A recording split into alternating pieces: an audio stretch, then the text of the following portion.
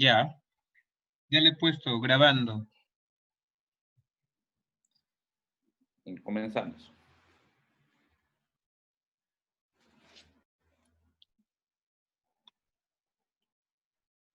Buenas noches. Gracias por su preferencia. Estamos aquí en la sexta clase del segundo módulo del primer curso virtual de flebología clínica. En esta oportunidad tenemos a los profesores invitados, al profesor Ángel Scuderi de Brasil. Gracias, profesor, por estar aquí. Al profesor Hugo Baruch de México. Es un honor para nosotros también tenerlo aquí. Al profesor doctor Luis Chinchón. Gracias, profesor, por estar aquí con nosotros. Gracias por la invitación. Y en esta clase, yo también que estoy aquí, el doctor López. Y en esta oportunidad voy a presentar al doctor Roy Benito, médico egresado de la universidad, que ha hecho su pregrado en la Universidad Nacional Mayor San Marcos. Tiene su diplomado de flebología y linfología en la Universidad Autónoma de Benito Juárez, Oaxaca, México, y es miembro de la SOPEFLI. Hoy vamos a comenzar con el tema de anatomía del sistema linfático. Doctor Roy, buenas noches, cuando usted quiera. Buenas noches, doctor. Buenas noches, doctores. Es para mí un honor el día de hoy comenzar con esta clase y comenzar con linfología. Agradezco la oportunidad a la SOPEFLI y a la MEFLI. Agradezco además al doctor Baruch, invitado y ponente, mi maestro. Agradezco también al doctor Scuderi por su presencia. Y bueno, vamos a tocar un tema bastante importante, que es la anatomía y fisiología linfática. Pequeña corrección, yo hice mi pregrado en la Universidad Villarreal. Pequeña corrección. Entonces, comencemos. Voy a desactivar la cámara porque, bueno, voy a hacer una clase donde voy a tomarme algunas licencias para que se pueda entender sobre todo este apartado, ¿no? Que puede parecer un poquito engorroso, pero vamos a hacerlo bastante didáctico, sobre todo para los que desconocen el campo de la linfología. Desactivo mi cámara. De todas maneras, yo voy a poner algunos videos en los cuales yo aparezco y explicando ciertas partes de la fisiología. Muy bien.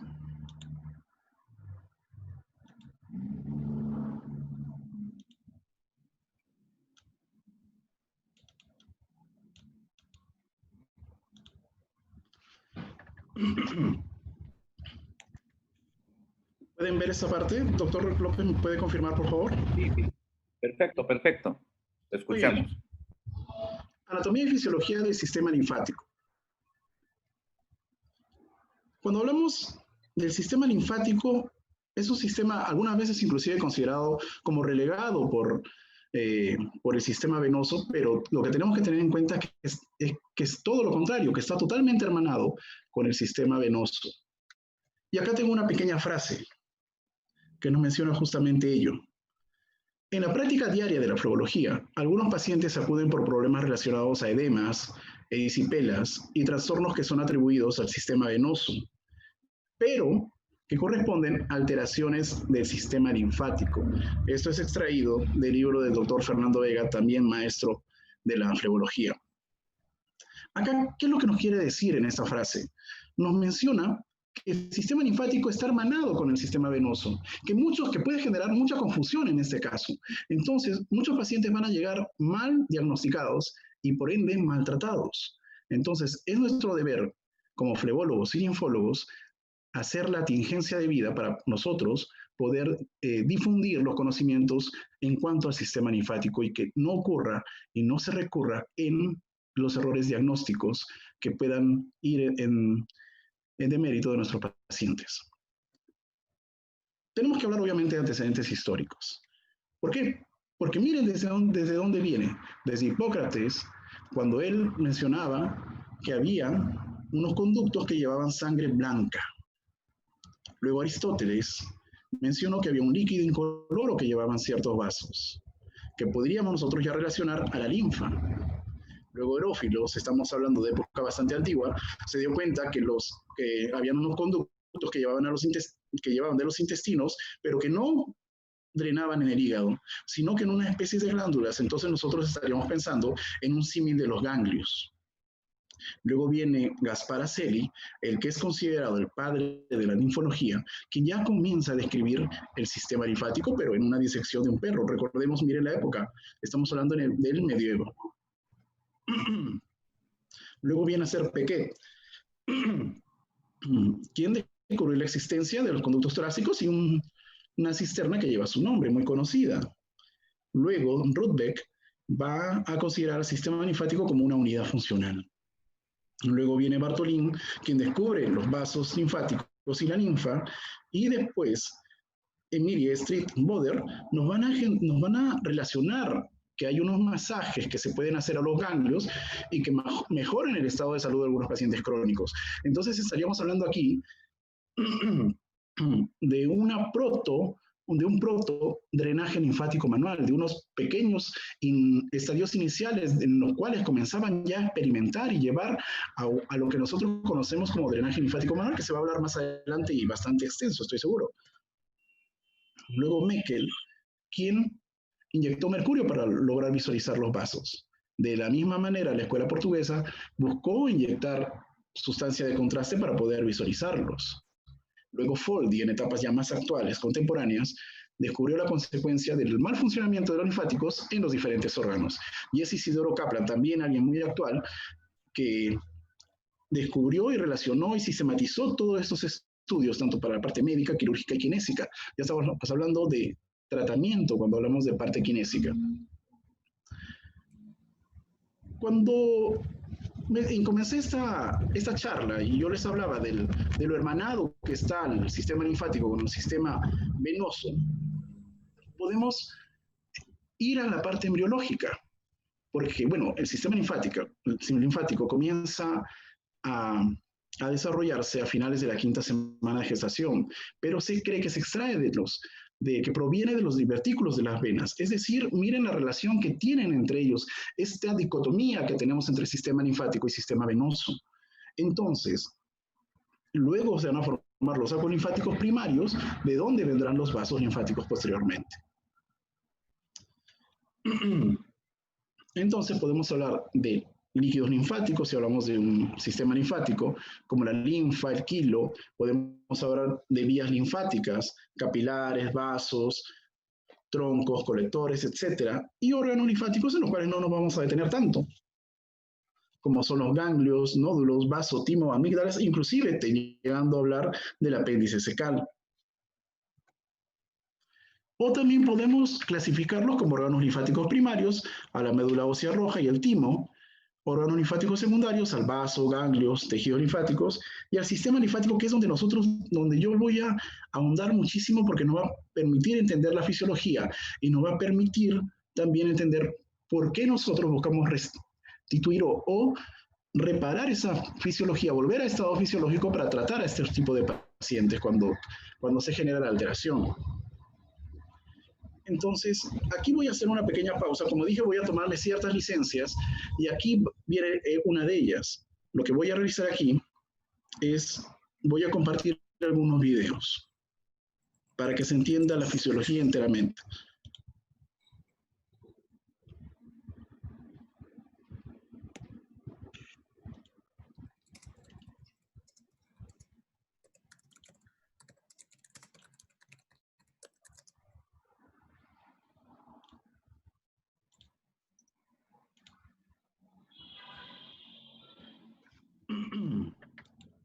Aquí tenemos el capilar sanguíneo.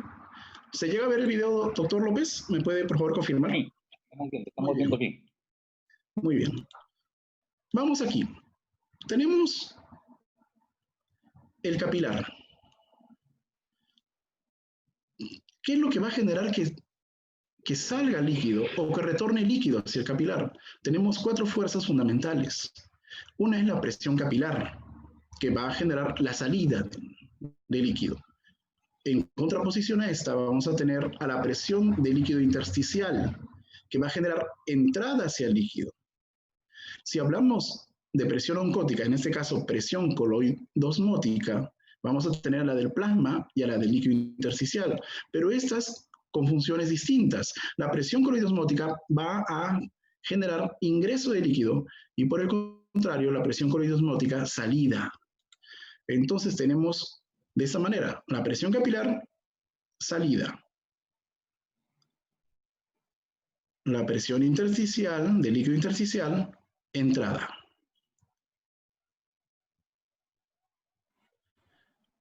Luego tenemos a la presión coloidosmótica, ejercido por las proteínas. Por ende, va a generar el ingreso de líquido. Y la presión coloidosmótica del líquido intersticial, que va a generar salida de líquido. Muy bien. Entonces, si estamos hablando de un capilar arterial o un extremo arterial versus un extremo venoso, acá vamos a tener fuerzas tanto de salida y fuerzas de entrada, que son las que van a generarse, que es la sumatoria de todas estas fuerzas, de todas estas presiones. Entonces, tenemos fuerzas de salida y las fuerzas de entrada. Las fuerzas de salida, que son el extremo arterial, fueron medidas y arrojaron 28.3 milímetros de mercurio. Mientras que las fuerzas de entrada también fueron medidas y arrojaron un resultado de 28,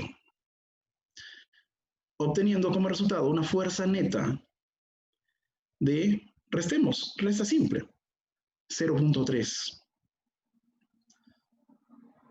Ajá, tengo 0.3. Eso es el inicio para entender que todo esto de aquí va a ir desde el extremo arterial hacia el extremo venoso y va a ejercer salida hacia el intersticio. ¿Correcto?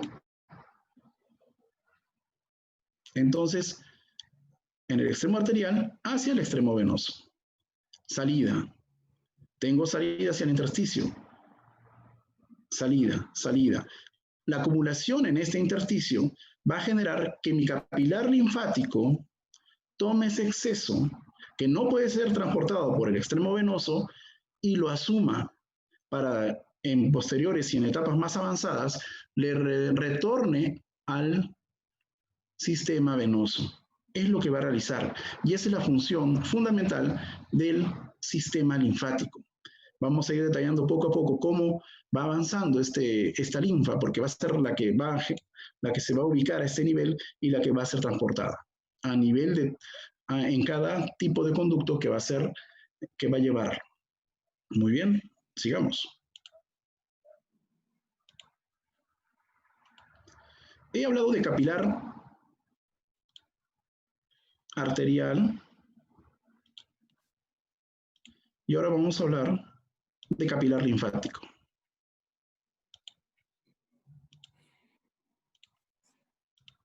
Muy bien. Aquí tengo el capilar linfático. Lo vemos más en detalle, más en pequeñito. Primero tenemos esta zona. ¿Esta zona qué es? El intersticio.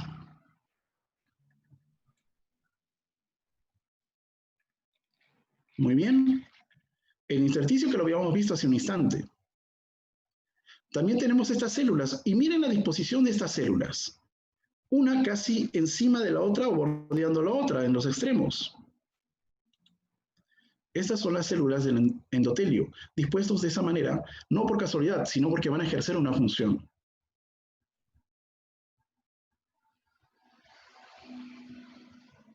Las células endoteliales. Muy bien. Ahora, tenemos también estas pequeñas estructuras que las vemos ahí como colgando de ellas. Estos van a ser los filamentos de anclaje, que van a tener función fundamental dentro del transporte, dentro del ingreso del líquido intersticial a nuestro capilar linfático. Muy bien. Entonces, aquí está normal, cerrados, pero se van a comportar como una válvula estas células endoteliales. Cuando hay acumulación a nivel intersticial, como lo vimos, que sucedía a nivel del capilar, tanto arterial como venoso, ¿qué sucede? Esta es la luz. Esta es la luz del capilar linfático. ¿Qué sucede cuando hay acumulación? Estos filamentos de anclaje se van a estirar y van a generar ¿qué? El ingreso de líquido y demás sustancias que se ubican en el intersticio hacia la luz del capilar linfático. Va a ingresar todo el contenido que pueda llevarlo en este caso.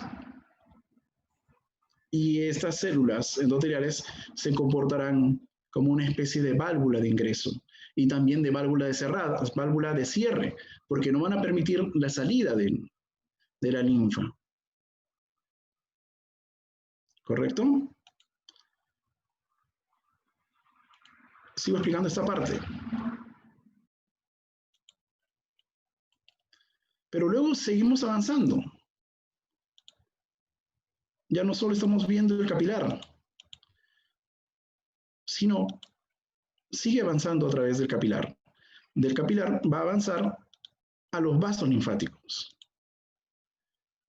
Y vamos a tener pequeños segmentos con función propia, que es conocido como el linfangión, unidad anatómica y funcional del sistema linfático. ¿Y cómo se va a comportar este linfangión? Va a tener muchas partes. Miren la forma tan peculiar a manera de rosario. Va a venir, obviamente, desde el capilar linfático,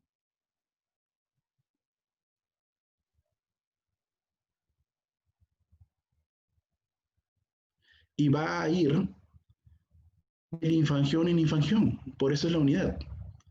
A través, obviamente estamos hablando del vaso ya linfático. Ya pasamos el capilar linfático y ya estamos en el vaso linfático. ¿Y cómo se va a comportar? ¿Cómo va a hacer reaccionar? Se va a estrechar para generar el paso de la linfa. Entonces va a hacer uso de estas estructuras que vienen a ser las válvulas. En un extremo estas válvulas van a estar totalmente cerradas para evitar el reflujo. Y en el otro extremo se van a aperturar para permitir el paso.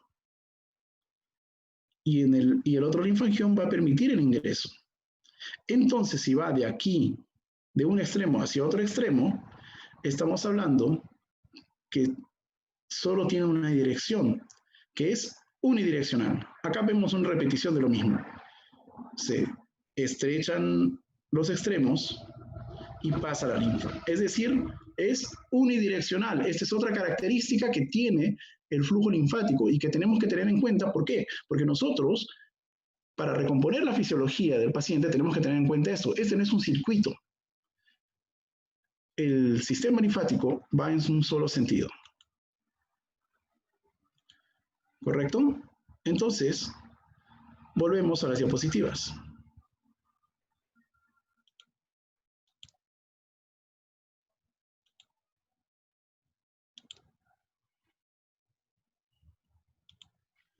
Volvemos a las diapositivas. ¿Qué dice Guyton? El sistema linfático es un sistema eliminador. Recuerden la acumulación que había a nivel del intersticio, que extrae el exceso de líquido, moléculas proteicas, restos celulares y sustancias de los espacios tisulares. Es lo que hace el sistema linfático. Y va a transportar de esta manera. Vimos ahorita, lo vimos ahora, los capilares linfáticos. Cómo avanzaban hacia los colectores, hacia los vasos linfáticos. Luego vamos a ver cómo llegan a los ganglios, pasan por los colectores postnodales, llegando a troncos y finalmente a los conductos. Este no es un circuito, es una vía en una sola dirección. ¿Correcto? Sigamos. Acá también vemos el capilar sanguíneo.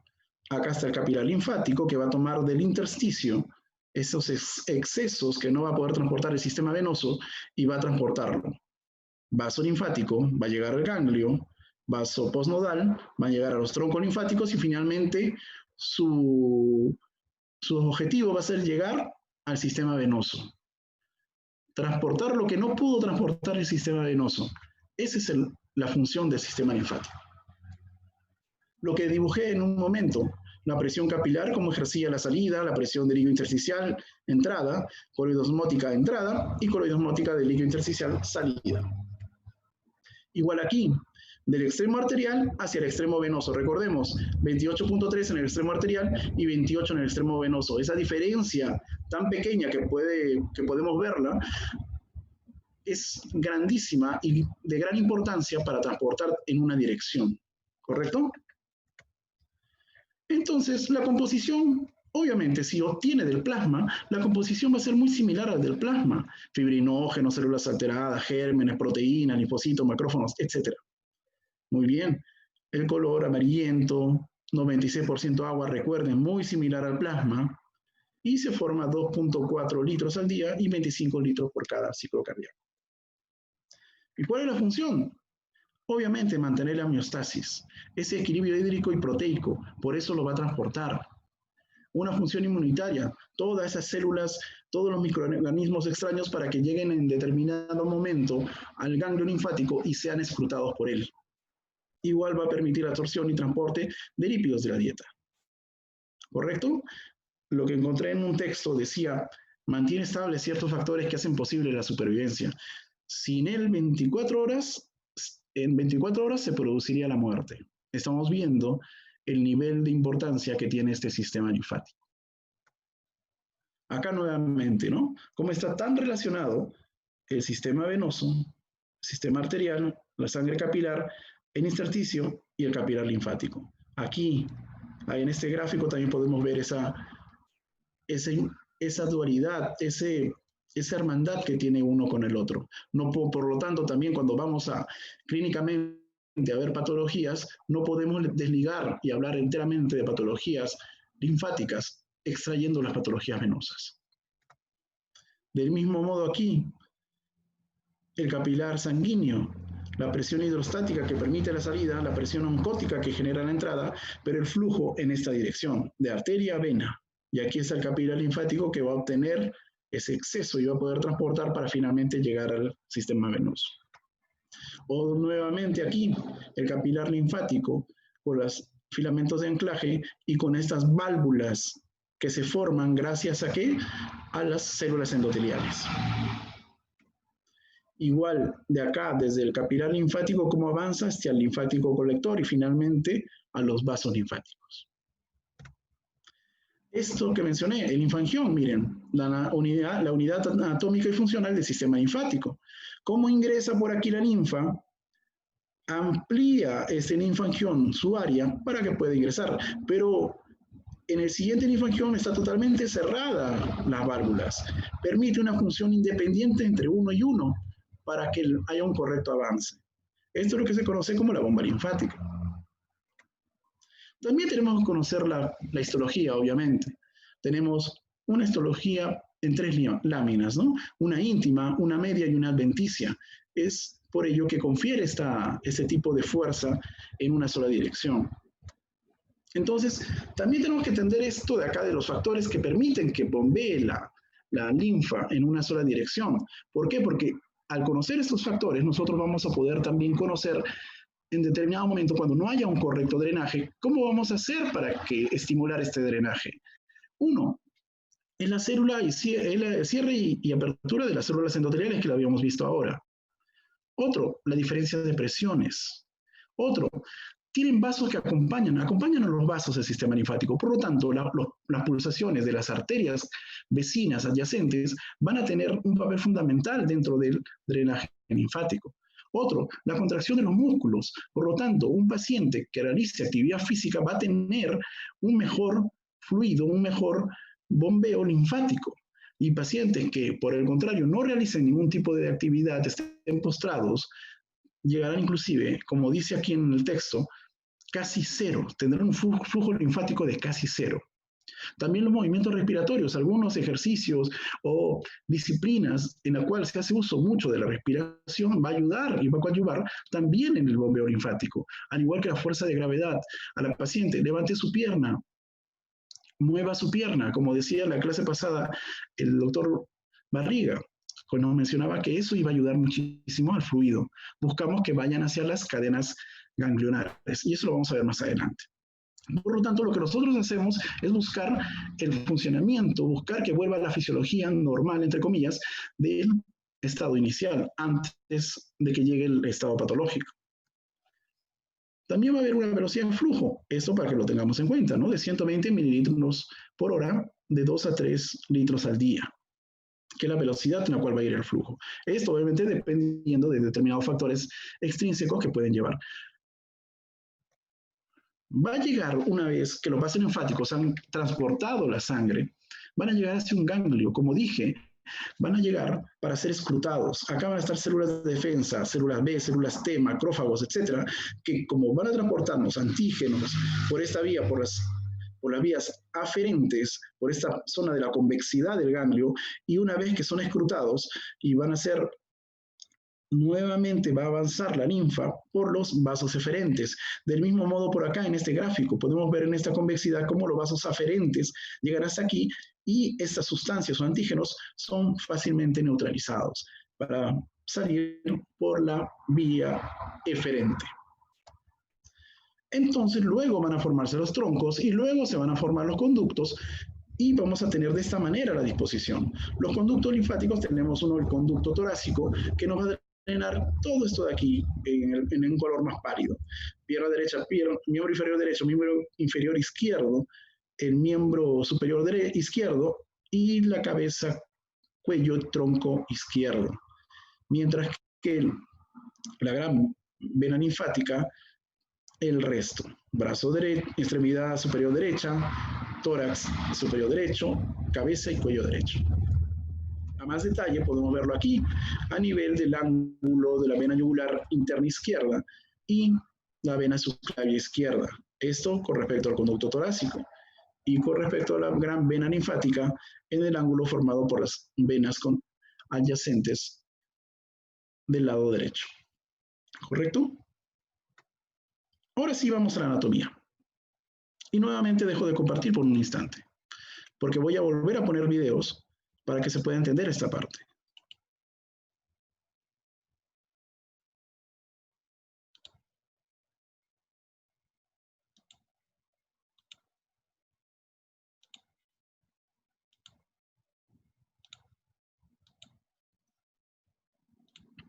Muy bien, acá voy a explicar este tipo de corrientes. Tenemos, tanto en el miembro superior como en el miembro inferior, van a estar divididos. Uno, vamos a hablar de corrientes linfáticas. Las corrientes linfáticas se dividen en dos, superficiales y profundas. Además que vamos a tener perforantes. Esto se nos es muy familiar, ¿cierto? Como las venas, claro que sí. Vamos a tener tanto superficiales como profundas, ya lo dije. Aparte de estas superficiales, vamos a tener superficiales inferiores y superficiales superiores.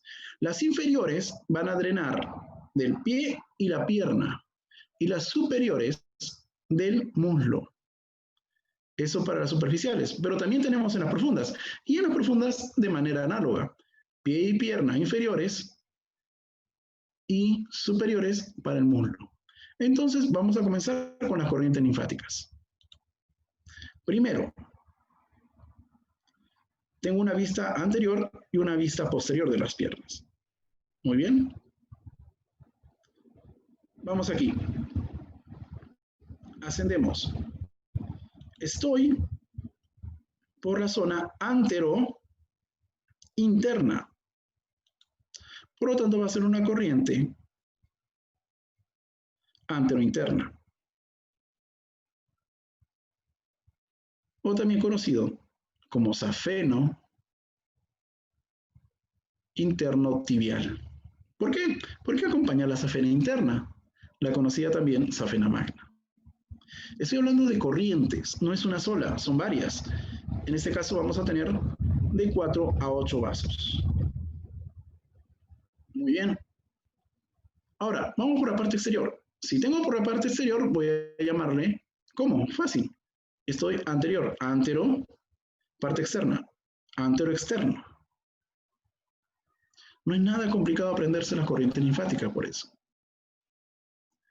Muy bien. Ahora vamos a la parte posterior. Estamos en la parte inferior, ¿eh?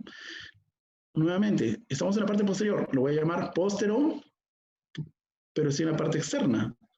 Póstero externo. Póstero externo o safeno externo tibial. Muy bien, son de 1 a 2 vasos los que lo van a constituir.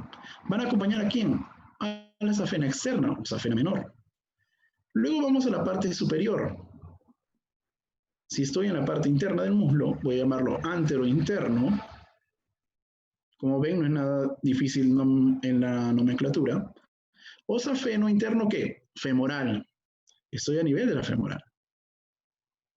Pero sigo acompañando a la safena interna. Acá son de 7 a 11 vasos. Ahora vamos por la parte externa, pero estoy en la cara anterior. Por lo tanto, lo voy a llamar anteroexterna. Y acá son de 4 a 5 vasos. Son corrientes. Por lo tanto, también mi fisiología y tratamiento futuro va a ir buscando esto de aquí. Entiéndalo desde ahora. En la parte póstero superior, tengo póstero en la parte externa, póstero externa.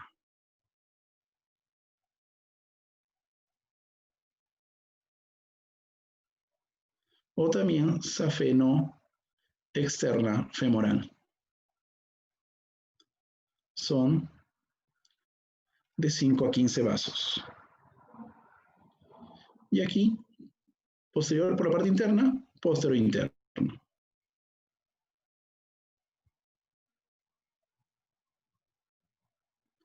De 5 a 8 vasos. Entonces ya hemos entendido todas las corrientes linfáticas superficiales, pero voy a repetir acá algo que dije al inicio. Tengo las superiores, las que drenan a nivel del muslo, y tengo las inferiores, que drenan del pie y la pierna.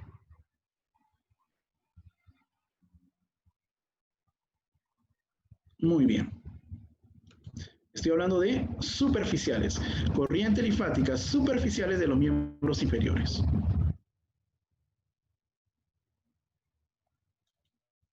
Muy bien.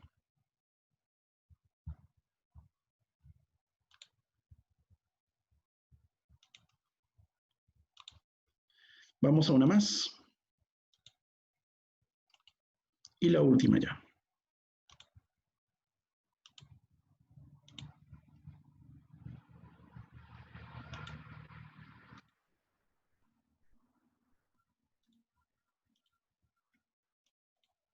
También como tengo superficiales, voy a tener profundas. Acá una primera. En la cara anterior.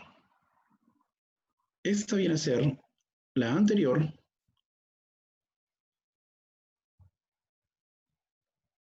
o tibial anterior.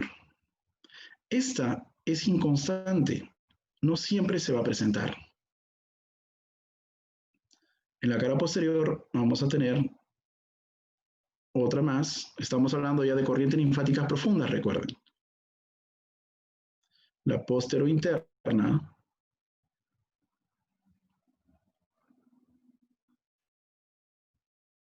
o tibial posterior.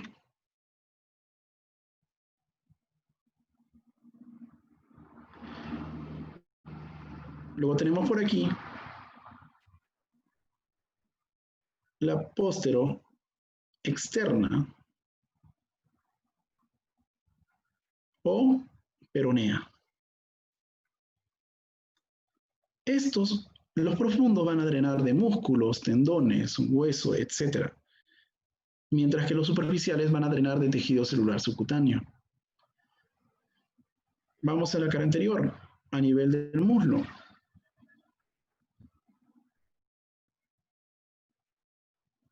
Esta va a ser la anterointerna o femoral superficial.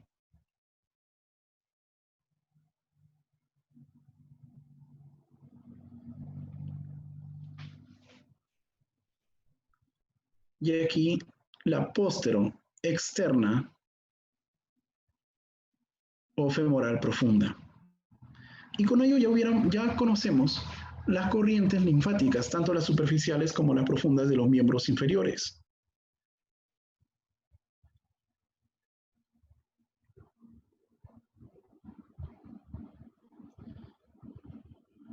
recuerden, tanto las superficiales como las profundas vamos a tener inferiores y superiores. Inferiores que drenan del pie y la pierna y superiores a nivel del muslo. Muy bien, ahora sí vamos a las diapositivas nuevamente para culminar.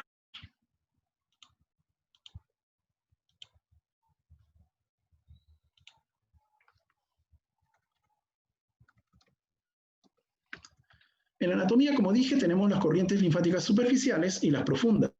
En las superficiales tenemos inferiores y superiores, y en las profundas también, inferiores y superiores. En las inferiores, pie y pierna. En las superiores, muslo. En las profundas tenemos las inferiores, que son las tibiales, y las superiores, las femorales. ¿Correcto? Y todas drenarán a este nivel. Ganglios inguinales. Igual aquí. Como dije, las superficiales, tejido celular subcutáneo, sobre todo, y van a acompañar la vena safena interna. Mientras que las profundas van a acompañar las venas femorales, y van a drenar tanto músculos, huesos, articulaciones y ligamentos. Tenemos también un sistema de perforantes. Y aquí lo que acabamos de hacer en la pizarra live. Muy bien. Luego dirán, esto se tiene que entender, por ejemplo, lo que menciono acá. Los grupos ganglionares abdominales son vías de drenaje de los miembros inferiores y están muy relacionados con la formación del linfedema cuando nosotros intervenimos, cuando hay intervenciones quirúrgicas de etiología ginecológica y urológica, muchas veces nos terminan seccionando cadenas ganglionares y provocan linfedemas secundarios a estos. Por eso es que tenemos que tener en cuenta esto, que los grupos ganglionares abdominales son vía de drenaje de los miembros inferiores. Muy bien. Y los ganglios inguinales, que los tenemos aquí también. Y la anatomía linfática del miembro superior es igual. Tenemos también superficiales y profundas, tenemos anteriores, tenemos posteriores y terminales. Algunas dependientes de la cadena ganglionar axilar y otras independientes de esta. ¿Correcto? Lo que quiero que se entienda es que nosotros tenemos que entender, valga la redundancia, las vías linfáticas, porque esas nos van a permitir entender tratamientos como el manejo del kinesiotape, del vendaje neuromuscular, porque nosotros buscaremos vías de acumulación ganglionar para que sean estas vías de drenaje las cuales sean el objetivo de nuestro tratamiento. Eso sería todo por mi parte. Muchísimas gracias.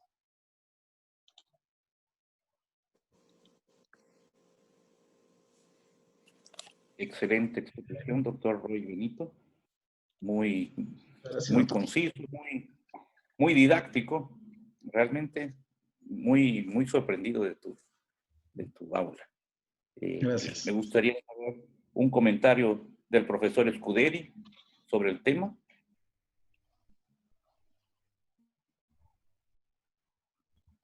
Bueno, por favor, profesor. Sí.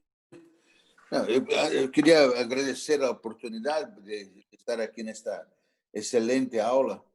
Realmente fue una aula brillante, doctor Rui. Te congratulo porque, aparte que la parte técnica del filmado es extraordinaria. Eu nunca tinha visto uma coisa assim tão bem hecha. Em verdade, eu tenho que elogiar, porque não tenho reparo a hacer. Você abordou toda a via linfática de maneira magistral. Congratulações. Muito bom. Eu achei maravilhoso. Muito excelente, excelente.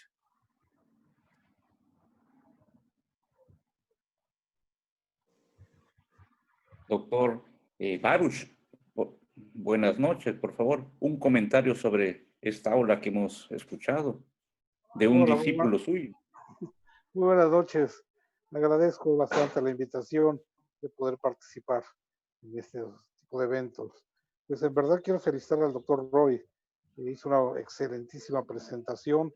Creo que los esfuerzos que hemos hecho por difundir la linfología en México y en otras partes del mundo ha dado frutos y lo felicito ampliamente.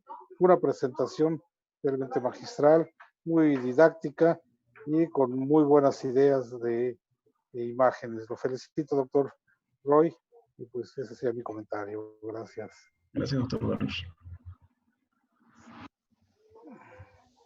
Doctor Luis Chinchón, ¿usted qué tiene que agregar a esto, por favor? Bueno, en primer lugar, felicitar al doctor Roy Benito por la brillante exposición que ha hecho. El sistema linfático es un sistema que ha sido muy olvidado o recién está estudiado como debe ser. Y como lo ha manifestado el doctor en toda su exposición, las características son tan profundas de poder seguir estudiando y aprendiendo, y el doctor nos ha explicado todas las variantes, tanto anatómicas, embriológicas, y no solamente relacionada simplemente a pensar que está en el pie o en la pierna, sino que este es un sistema que está concatenado y que, como bien lo manifestó, siempre tenemos que tener presente que cualquier lesión en pie no solamente es circunscribirnos a vena y arteria, sino que ya tener en cuenta bastante manera importante el sistema linfático. Nuevamente lo felicito, doctor, por su ponencia y muy brillante. Gracias.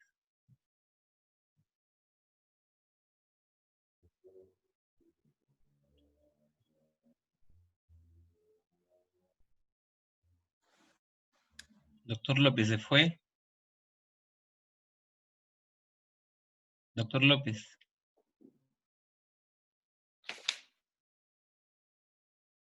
No estoy aquí presente. Ah, ya.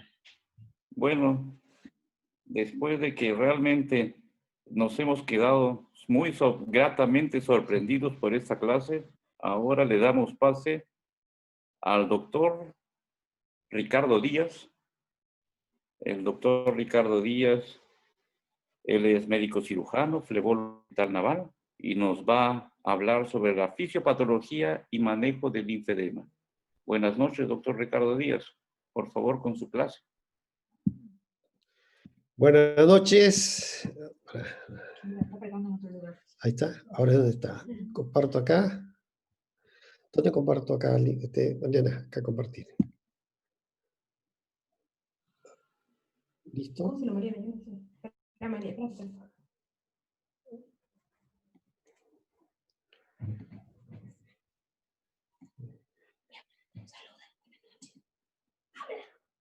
Hola, ¿sí me escuchan?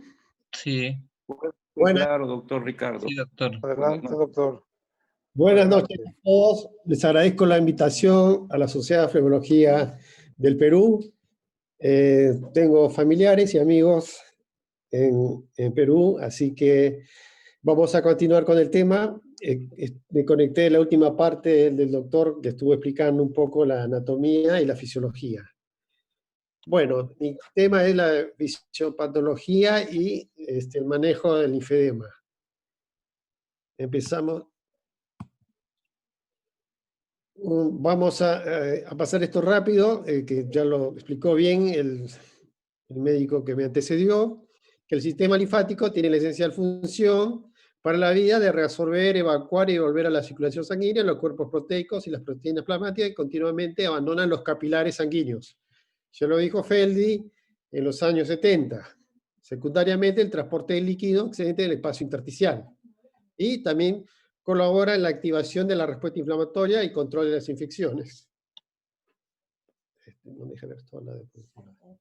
Bueno, él también habló, estoy hablando un poco de la fisiología, de la unidad microcirculatoria, que es el histangión, ¿no? Que está compuesto por el capilar arterial, el venoso y los linfáticos iniciales, y el intersticio, donde se da, por la ley de Starling, la filtración y la reabsorción.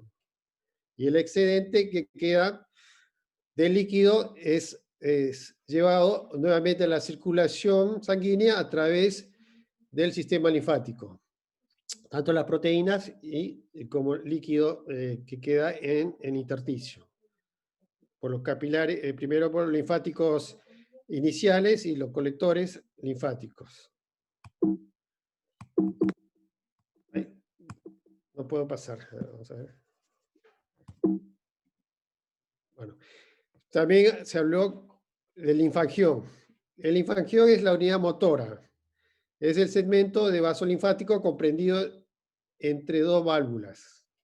Es el corazón linfático, no está mal escrito, ahí hay el corazón linfático, y la contracción se da de 6 a 12 veces por minuto. El vaso linfático, como tiene un endotelio, tiene una capa muscular y una adventicia, ¿no? La pared del vaso linfático tiene fibras musculares e inervación simpática porque tiene una actividad propia. Vamos a hacer esto rápido porque ya se habló de la fisiología.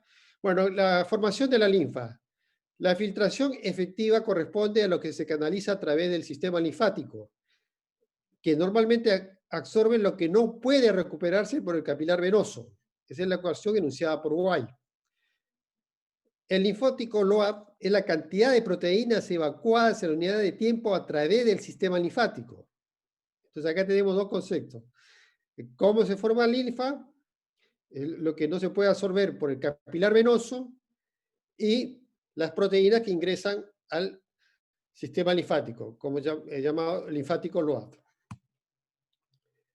También tenemos factores del retorno linfático, donde está influenciada por la gravedad y las influencias centrípetas que ayudan a la propulsión de la linfa al retorno linfático, ¿no? Que es el linfangión, que es la unidad motora, la linfomotricidad, que está dada por las pulsaciones arteriales, la actividad de los músculos vecinos, la succión de la aurícula que va hacia la vena cava superior, los movimientos respiratorios, todo eso hace que se retorne toda la linfa al torrente sanguíneo.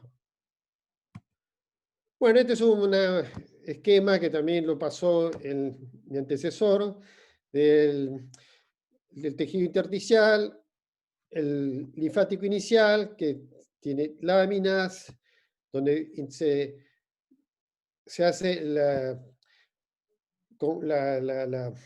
recuperación de la absorción de líquidos del tejido celular. Tenemos los linfáticos, los colectores linfáticos, en los nódulos linfáticos, los ganglios linfáticos, el conducto linfático y termina en el circuito sanguíneo, en el conducto yugulo-subclavio. Está abajo en la figura de abajo. Los vasos y ganglios linfáticos superiores, ya lo describió bien, la anatomía. Bueno, la cantidad de linfa transportada por conducto torácico es de 2000 centímetros cúbicos que va al confluente yugulo-subclavio. Esto no voy a hablar porque ya lo habló. Este conducto torácico y las cadenas linfáticas a nivel del mesenterio, del vaso. En el miembro inferior tenemos los ganglios linfáticos ilíacos, los ganglios inguinales. Bueno, la linfa es transportada por el conducto torácico, pero también parte de esa linfa se reabsorbe por vía sanguínea a través de las comunicaciones venosas existentes en los ganglios.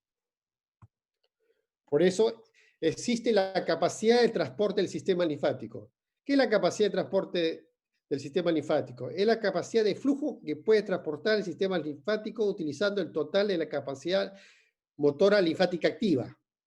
Se considera que para una persona de 60 kilogramos, 3 litros de fluido filtran desde los vasos sanguíneos y son normalmente captados o recuperados por el sistema linfático. Bueno, esto es poco más de lo que se habló en la fisiología. El edema sería la infiltración serosa en los tejidos caracterizado por tumefacción del intersticio. Cuando hay mayor formación que reabsorción, se forma el edema. Esto está dado por la ley de Starling, que ya lo explicó el médico que me antecedió. Pero el edema, acá tenemos dos que pueden influir que se forme más cantidad de líquido intersticio cuando existe una hipermeabilidad capilar, una hipoproteinemia, por los casos de los desnutridos, que tienen pocas proteínas a nivel plasmática, y cuando hay una oclusión linfática. Entonces, ¿qué factores influyen en la producción de la linfa? La elevación de la presión venosa que dificulta el retorno venoso con aumento de la presión tisular. la evaluación de la presión intracapilar del volumen sanguíneo o aumento de la temperatura local que produce distensión de los vasos. Cambio de la permeabilidad capilar por tóxico, hipoxia, aumentando las proteínas a nivel intersticial. Todos esos son factores que influyen en que se forme mayor cantidad de linfa. Bueno, esto también ya lo vieron. Las válvulas que tienen los conductos linfáticos, la del medio, la B, es la normal. La primera está en las fibras musculares, tiene fibras musculares circulares y longitudinales. En la C, siempre el flujo es centrípeto, ascendente. La linfa va, en la C vemos que la válvula está incompetente, entonces hay un reflujo hacia la parte distal. En la B, todo el flujo va, se cierran las válvulas y va el flujo hacia la parte ascendente. Bueno, ¿qué es el linfedema? El linfedema es la hinchazón de los tejidos blandos que resulta de la acumulación de fluido intersticial rico en proteínas causada por el fallo de la circulación del flujo linfático en combinación con una insuficiente proteólisis extralinfática de las proteínas plasmáticas. También la definición de Feldy, que corresponde al año 1970. Pero la definición que se actualizó en el último consenso latinoamericano de linfología en el año 2017, que se realizó acá en la Argentina,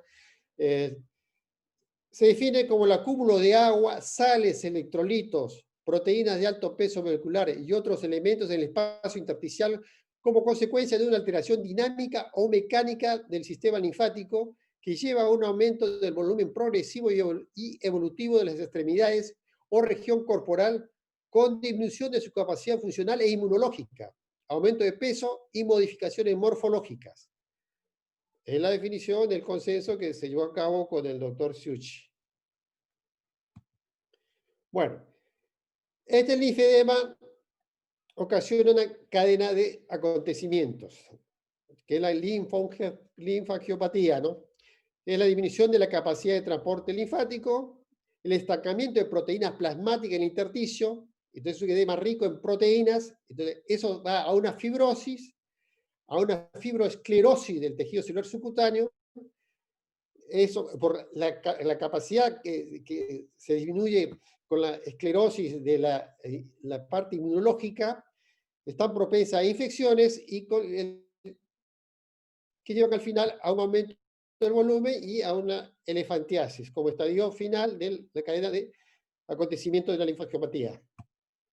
En el sexto consenso latinoamericano del linfedema, se clasificó, según la etiología, porque se tardó como 40 años para llegar a esta clasificación. Había clasificaciones, muchos médicos anteriormente, pero bueno, acá se juntó y de la etiología tenemos en congénito, adquirido, los mixtos o combinados y los asociados. En los congénitos tenemos primario, el linfedema congénito primario. Resalté hipoplasia de los conductos linfáticos, que es el principal causa del linfedema, aplasia de los conductos o hiperplasia de los conductos que al estar agrandado el conducto linfático, las válvulas son insuficientes y no, y no son suficientes para el flujo de la linfa. Después tenemos el primario, también la enfermedad familiar de Milroy, que relacionado con el cromosoma X, el síndrome de Turner, que produce una linfodisplasia valvular, que lo describió el doctor Papendiet en la Argentina, el síndrome de Kipper-Treneño, que es una linfopatía y alteración venosa, donde se encuentra nebus en los miembros inferiores. Bueno, ese es el congénito primario. El congénito secundario se da a nivel intrauterino por una brida amniótica en tercio medio o inferior del miembro inferior, con bloqueo de las corrientes linfáticas. Bueno, dentro de los linfedemas adquiridos, siempre son secundarios. Puede ser por neoplasia, radioterapia, compromiso de ganglios linfáticos por metástasis, por infecciones, que son granulomatosis. Tenemos por una parasitosis que es frecuente en el Brasil, en Sudáfrica. Tenemos un médico, un doctor que de Brasil, que debe saber que en la parte norte de Brasil, en el estado de Pernambuco, en Recife, hay alta incidencia de casos de filaria, de filariasis, la tuberculosis y un hongo, la espirotricosis, que ellos actúan ocluyendo el vaso linfático.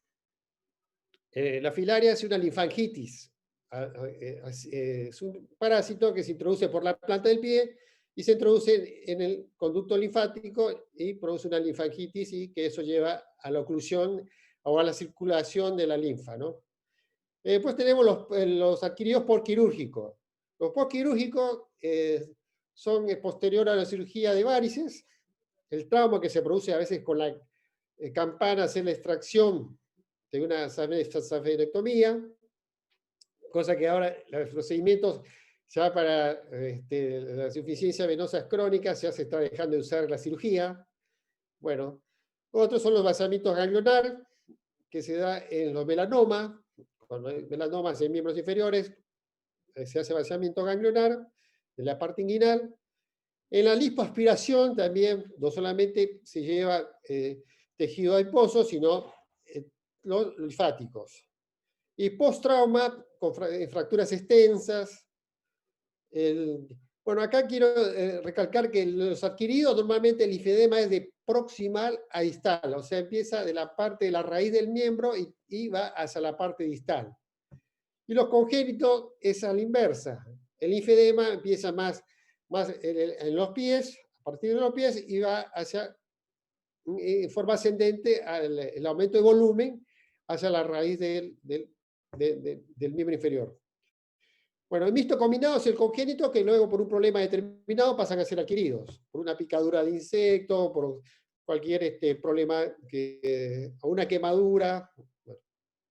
Y los asociados, tenemos los flebolinfedemas y los lipolinfedemas. Bueno, acá vemos un linfedema primario de miembro inferior, como vimos, como les dije, que es evolución distal, que empieza en el pie. Es el 80% de los linfedemas. La forma del miembro adquiere la forma de uso. Mayormente está presente en mujeres.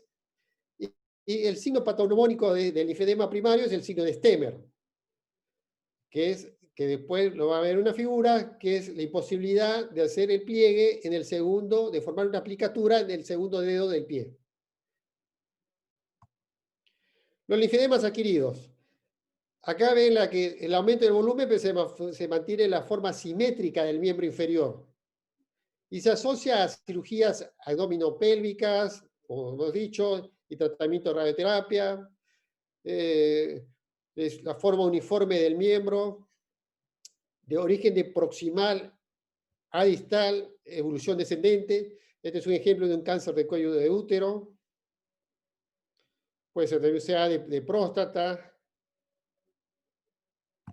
Bueno, en cuanto al miembro, linfedema adquirido de miembro superior, el más frecuente es postmastectomía, un CA de mama, que aparte de radioterapia tienen el vaciamiento ganglionar, entonces se forma el linfedema de miembro superior. Bueno, esta es la diapositiva del linfedema genital, del prepucio. Es de indicación quirúrgica precoz. Todos los linfedemas tienen un manejo médico, pero el linfedema genital tiene un bloqueo a nivel ganglionar inguinal, que produce una infección del tracto urinario a repetición, uronefrosis. La etiología también puede ser primario, o puede ser adquirido por radioterapias, por tumores, por invasión ganglionar de los linfomas no Hodgkin a nivel inguinal. Bueno, hemos visto un poco lo que es los linfedemas adquiridos y los linfedemas congénitos. Bueno, el examen clínico. Normalmente el diagnóstico es clínico de los linfedemas. La anamnesis, tenemos que ver la inspección, la palpación del miembro, El diagnóstico diferencial hay que hacerlo con una trombosis venosa profunda, con un edema de origen medicamentoso, paciente con tratamientos crónicos con anodipina, el síndrome nefrótico, el edema angioneurótico alérgico, buscar siempre el signo de Stemmer-Kaposi, en realidad es Stemmer-Kaposi, y la clasificación del miembro afectado según su tamaño. Para el flebólogo, el estetoscopio sería el centímetro. Siempre tiene que tener un centímetro un flebólogo. Según Granbach, si es menor a 2 centímetros la diferencia entre un miembro y otro es leve. Entre 2 a 6 centímetros es moderado. Y mayor a 6 centímetros ya es un linfedema grave. Y la variación del flujo linfático, también Granbach, dice, si mejora con el reposo, es venoso. Si no lo hace en forma parcial o total, hay un compromiso linfático. Y como dije, el diagnóstico es clínico. Este es el signo de Kaposi-Stemmer, que es la ausencia de plicatura del segundo dedo del pie, que normalmente está presente en el linfedema primario, adquirido, primario de los linfedemas. Bueno, ¿qué exámenes tenemos para el linfedema? La linfocromía intradérmica, que se usaba a través de los pliegues interdigitales con el Patent Blue. Se vio que producía bloqueo a nivel de los ganglios linfáticos. Ahora se está usando mucho la linfografía con la verindocianina, la tomografía, que nos da el estado tisular del tejido celular subcutáneo a través de la densitometría, que va de menos 150 a 110 unidades Hirschfeld. El gold estándar del estudio del linfedema es la linfografía radioisotópica dinámica. ¿Okay? En otros países la llaman la centellografía, ¿no? Que lo hacen en el Servicio de Medicina Nuclear. Pues la anatomía patológica de los ganglios, y también se hace un Doppler, un ecodoppler, para descartar patologías asociadas. Bueno, la complicación del linfedema, linforragias, son los pacientes que vienen al consultorio con la pierna con líquidos que te van caminando, arrastrando el líquido a medida que van caminando. La infección, que son la linfaquitis o la erisipela, que normalmente son por estreptococos. La fibrosis, y puede haber una transformación neoplásica, el síndrome de Stewart-Treves, que es un linfosarcoma, donde se ve necrosis, úlceras, la piel eritematosa, dolor. Acá es importante que el linfedema no produce dolor. Por eso el paciente tarda en llegar a la consulta. Cuando produce dolor hay que hacer toma de biopsia para descartar si hay una transformación neoplásica. Bueno, esta es la estadificación que lo realizó el doctor Salvador Nieto, tomando en cuenta, surge de una correlación entre la fisiopatología, la clínica, la imagenología y la morfología de las extremidades afectadas. Está realizada en el último consenso, también se realizó en el último consenso, el sexto, el de latinoamericano en linfedema, el 2007. Se lo modificó a la clasificación clínico-histodensitométrica del doctor Salvador Nieto. Tenemos un estadio 0 de latencia, el edema no visible, no palpable. Hay síntomas premonitorios, como el pérdida del relieve del talón de Aquiles.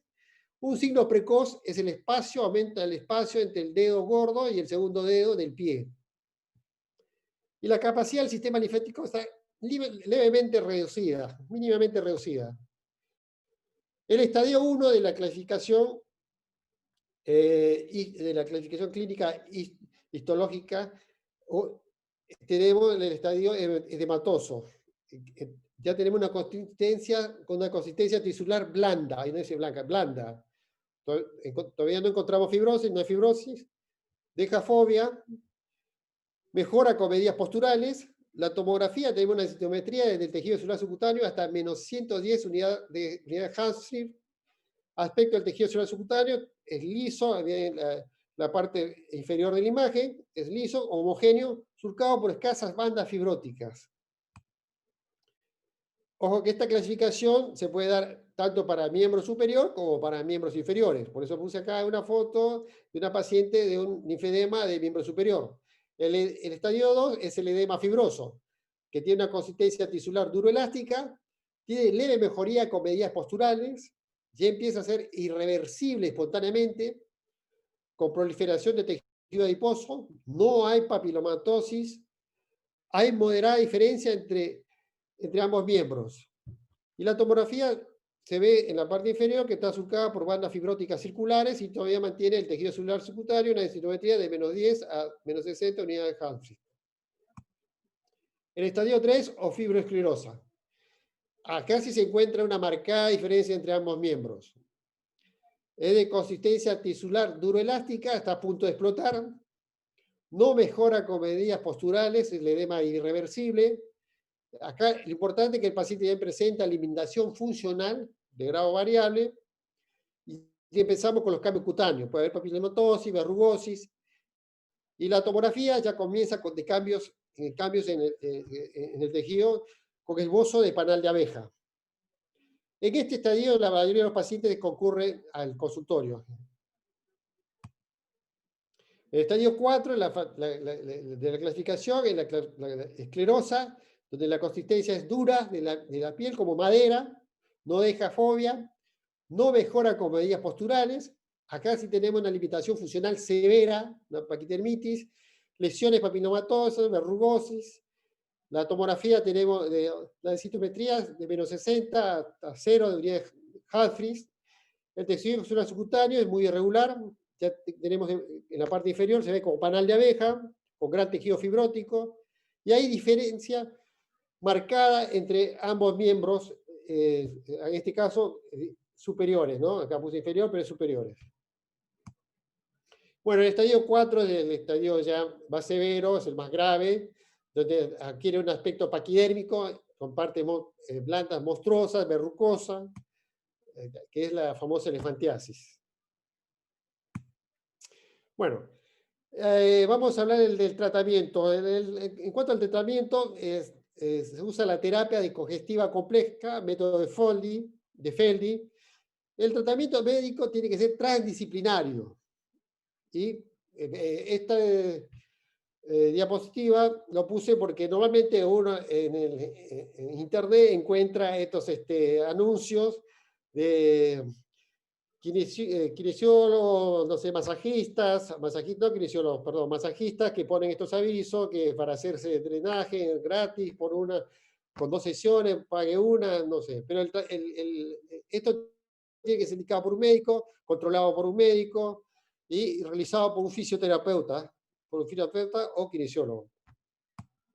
Bueno, el tratamiento médico del linfedema consiste en una terapia que es la terapia congestiva compleja, el método de Feldy, en 3 fases, ¿no?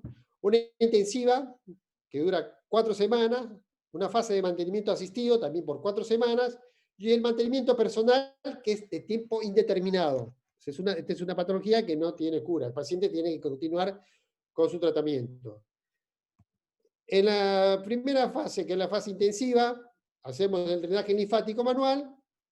El drenaje linfático manual normalmente los fisioterapeutas se hace sin crema, sin uso de crema.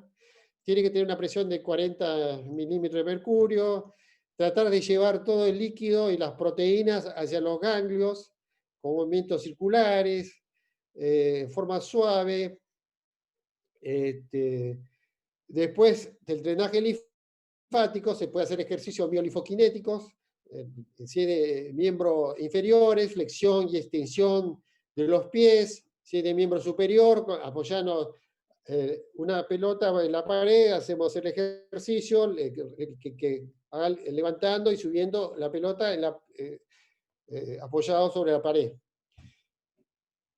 Bueno, en el hospital no usamos la presoterapia, pero si en otros lugares lo usan, se aconseja primero hacer un drenaje linfático, después presoterapia. Ese sería y la presoterapia son celdas, 12 celdas, vienen con 12 celdas, diferentes tipos de presión para drenar todo el líquido. En realidad la presoterapia drena el líquido. El drenaje linfático es que drena el líquido y las proteínas. Bueno, después de hacer el drenaje linfático en los ejercicios, le hacemos los vendajes. Y siempre recomendarlo al paciente las medidas higiénico-dietéticas, la emisión de peso. Por eso es un tratamiento transdisciplinario, porque acá tiene que intervenir un nutricionista, un médico dermatólogo para el tema de la piel, para las complicaciones, intercurrencias, para no haya micosis en los pies y todo eso. El vendaje es multicapa, o sea, el vendaje consiste en mantener la piel primero con una venda, se realiza con una venda de curación, la parte de los pies, que son la parte más sensible, después se hace una tubular, tubular, y después el vendaje elástico. Bueno, tenemos la segunda fase, que es de mantenimiento asistido. También es se realiza el drenaje linfático manual, que normalmente un drenaje linfático manual es de 40 minutos a 1 hora. Seguimos con la parte de los ejercicios linfoquinéticos, las medidas higiénico-dietéticas. Acá con presoterapia, pero yo no uso con presoterapia, yo estoy más de acuerdo con usar el vendaje multicapa. En caso de miembro superior, mangas y medias. En este caso ya se puede elegir medias. En el mercado ahora se están haciendo medias con cierre, porque un paciente con una pierna que tiene mucho volumen, es muy complicado para el paciente, a veces hacerse los vendajes por sus propios medios. Entonces está viendo medias con cierre. Bueno, la tercera fase ya de mantenimiento personal, cuando el paciente ya, llegamos a esta fase, ya tiene el entrenamiento suficiente para realizarse el tratamiento. Siempre, claro, tiene que venir al control. Hemos dicho que 4 semanas tenemos de la primera etapa, que es intensiva, 4 semanas de la segunda etapa, y la tercera fase de mantenimiento, el paciente tiene que continuar con el drenaje linfático manual, con los ejercicios miolinfoquinéticos, agregamos las benzopironas, que damos a dosis de 1 gramo, la diosmina con la esperidina, en forma oral, y puedo usar en forma tópica también, y continúa con el vendaje y las medidas higiénico-dietéticas. Bueno, este es un recuerdo de mi maestro que me trajo acá a la Argentina, la parte de linfología, de lo que es toda la técnica de Feldis, en cuanto al drenaje, y compañero y amigo del Hospital Naval Cirujano, que fue uno de mis profesores. Muchas gracias y espero que les haya dejado.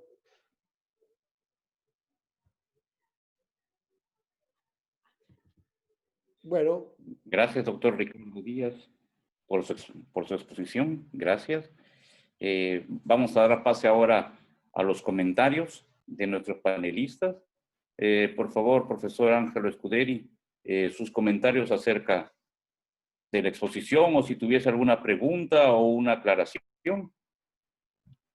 Bom, yo quería decir que estoy impresionado positivamente con la calidad de las exposiciones. Ambas las exposiciones del doctor Rui, la primera y ahora, son maravillosas, muy buenas realmente, muy didácticas, especialmente para los médicos que se inician en la especialidad, que este es un curso, ¿no?, de flebología y linfología, y que realmente el doctor que presentó la segunda presentación fue muy, muy completo, ¿no? Yo quería apenas agregar, no contestar, más que agregar, porque los pacientes que vienen con linfedema a nosotros, muchas veces son pacientes que están muy deprimidos, porque pasaron por muchos médicos. E invariablemente los médicos le dicen que porque esto no tiene cura, porque no hay que hacer. Son pacientes muchas veces que ven con desesperanzado, no sé si esta palabra existe en español, que no tiene esperanzas. Entonces, algunos tienen problemas psicológicos muy graves, problemas sociales. Alcoholismo es muy frecuente, especialmente en el sexo masculino. Entonces, son pacientes así, la familia los abandona. Entonces, son problemas sociales graves. Aparte de todo este soporte médico, hay que, como dice el doctor, un abordaje multidisciplinario, es necesario un soporte psicológico también, porque no es verdad que la patología no tiene remedio, tiene muchas cosas para se hacer. Los pacientes mejoran mucho si se tratan y pueden llevar una vida muy razonable. Muchos regresan al trabajo, se pueden ser muy útiles a la sociedad y a su familia. Entonces, esto que tiene que se trabajar mucho cuando se pega un paciente como este, con esos linfedemas. Y esto ocurre con relativa frecuencia.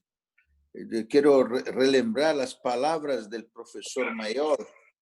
El profesor Mayor decía así que no es el linfedema que no tiene cura. No tiene cura es la ignorancia de muchos médicos que dicen que no tiene cura. Esto que es el problema. Entonces, tiene que se difundir que el linfedema no es final del mundo. Es una patología que tiene que se tratar. Y hoy hay muchas condiciones buenas de se tratar. Entonces, yo quiero complementar mucho estos dos médicos que hicieron brillantes exposiciones. Realmente fue un curso especial. Los estudiantes que asistieron a esas charlas pueden tener certeza que no es común dos presentaciones de esta calidad de altísimo nivel. Congratulaciones a todos. Gracias, profesor, por sus palabras. Le damos pase al doctor Baruch. Por favor, doctor Baruch, sus comentarios o alguna pregunta o alguna aclaración. Bien, quiero felicitar al doctor por su presentación, fue muy buena.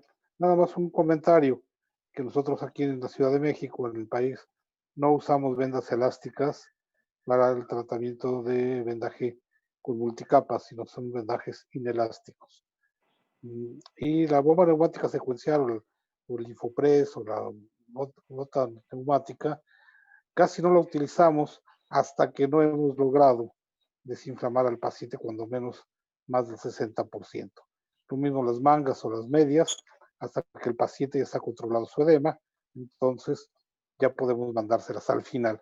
La regla de oro definitivamente es el drenaje linfático manual, ¿verdad? Y nos estamos apoyando mucho con el kinesiotécnico, como lo mencionó el doctor Roy, ya que se puede ir pegado en la piel del paciente y puede hacer sus actividades de forma normal sin la incomodidad del vendaje multicapa. Ese sería el único comentario sobre el tratamiento, pero por lo que resta, una brillante exposición. Lo quiero felicitar, doctor Díaz, y la verdad son cosas que debemos de difundir y hacer mucho hincapié, como dice el maestro Scuderi, no solamente a nivel de los pacientes, sino de los médicos, que aprendan a diagnosticar y a tratar correctamente el linfedema. Y asesorar a nuestros pacientes para que sepan que tienen un arma más para controlar su padecimiento. Y gracias por el apoyo. Eso es todo. Gracias, profesor. Por favor, el doctor Luis Chinchón, sus comentarios. Bueno, felicitar al doctor Díaz por su brillante exposición. Creo que ha tocado los puntos más importantes con respecto al diagnóstico y al manejo que se hace con esta patología, ¿no? Yo recuerdo hace un año más o menos, creo que vino el doctor Siuchi acá a dar en el Instituto Nacional de Enfermedades Neoplásicas sobre el manejo del linfedema, pero básicamente relacionado a la parte post-quimioterapia o mastectomía, ¿no? Debemos tener en cuenta de que de repente nosotros no hacemos un diagnóstico inicial. No es fácil diagnosticar de repente un linfedema 2, 3, pero inicialmente diagnosticarlo a veces se nos pasa. Entonces, tener muy en cuenta lo que ha manifestado el doctor sobre los signos, sobre algunas condiciones asociadas como el problema venoso, que sabemos que condiciona bastante un problema del linfedema. Entonces, tenemos que tenerlo presente los que nos dedicamos a la parte flebológica, porque muchas veces insistimos en tratamientos solo para la parte venosa y no acompañamos tratamientos para la parte linfática. Entonces tenemos un paciente que constantemente regresa, que no está tratado adecuadamente y muy por el contrario, el problema linfático empieza a ponerse ya más grave. Entonces creo que la exposición nos ha dado unos campos bastante amplios como para poder tener nosotros ese tipo de cuidados con nuestros pacientes. Como lo manifestaron los doctores, el problema del linfedema, si no lo manejamos en las primeras etapas, estoy hablando de los que van avanzando poco a poco, posteriormente es un poco más complicado para el paciente. Tanto así que llegan a, como manifestó el doctor Escuderi, ser pacientes que están deprimidos, algunos con intentos suicidas, y se ven casos, ¿no? ¿Por qué? Porque no se logra mejorar su patología. Y incidir también en que el manejo es multidisciplinario. No solamente es el flebólogo, no solamente es el que hace el drenaje manual linfático, también está el nutricionista, también está la parte emocional, y hay ciertos otros aspectos que también se deben evaluar si un paciente es diabético, si es hipertenso, porque todo eso conlleva a que este problema se pueda ayudar a resolver de la mejor manera. Ese sería mi comentario, doctor López. Gracias. Gracias, doctor Luis Chinchón. No tenemos preguntas, pero yo quería abusar de la presencia de los profesores para que puedan aclarar algunas cosas. ¿Qué es más frecuente? ¿Un linfedema solito o un linfedema asociado a un flebolinfedema? Por favor, profesor, puede opinar. Yo quería agregar, ya que tenemos un poco de tiempo, yo quería agregar una cosa muy importante en el tratamiento del linfedema, porque existe llamado drenaje linfática. Entonces, es muy común, no sé, en Perú como está en otros países latinoamericanos. Aquí en Brasil tiene muchos esteticistas que dicen que hacen drenaje linfática y que absolutamente no tiene nada que ver con linfedema. Son tratamientos de perfumaría que no son tratamiento linfático. Entonces, algunos pacientes dicen, yo hice drenaje linfática con una esteticista, que no tiene nada que ver. Entonces, el drenaje linfática es una terapia especializada. No es cualquier fisioterapeuta que puede hacerla. Tiene que estar entrenada para hacer la drenaje linfática porque tiene técnica muy específica. Otra cosa muy importante que yo recomiendo siempre a las fisioterapeutas que sean delicadas en el masaje, porque lo linfático, especialmente en el caso del linfedema, los linfáticos son muy sensibles y son delicados y se rompen con facilidad. Entonces, una masaje vigorosa, una presión muy vigorosa, puede traer más complicaciones que buenos resultados. Entonces, hay que tener mucho cuidado con la manipulación de ese paciente con linfedema. tratamiento clínico con antiinflamatorios, drenaje postural es muy importante. El paciente tiene que dormir en posición de Trendelenburg, no con alfombras por bajo de las piernas, mas la camilla tiene que estar recta, en posición de Trendelenburg. Es muy importante, auxilia mucho al paciente. Y la utilización de vendajes. El vendaje es un poco complicado, no sé cómo hacen en otro medio. Mi paciente, yo creo que tiene un poco de dificultad de usar la vendaje. Entonces yo prefiero usar medias elásticas o dispositivos de compresión inelástica, como los Circade, por ejemplo, que funciona muy bien también, mas es caro. Se puede usar otro tipo de vendaje inelástica, también que es muy interesante, pero tiene que ser repuesta con mucha frecuencia. Otra cosa muy importante es la prevención, porque la mayoría de los linfedemas que tenemos en nuestro medio son por linfangitis repetición. Entonces, la prevención de la linfangitis es muy importante, muy importante. Entonces, ¿cómo hacemos la prevención?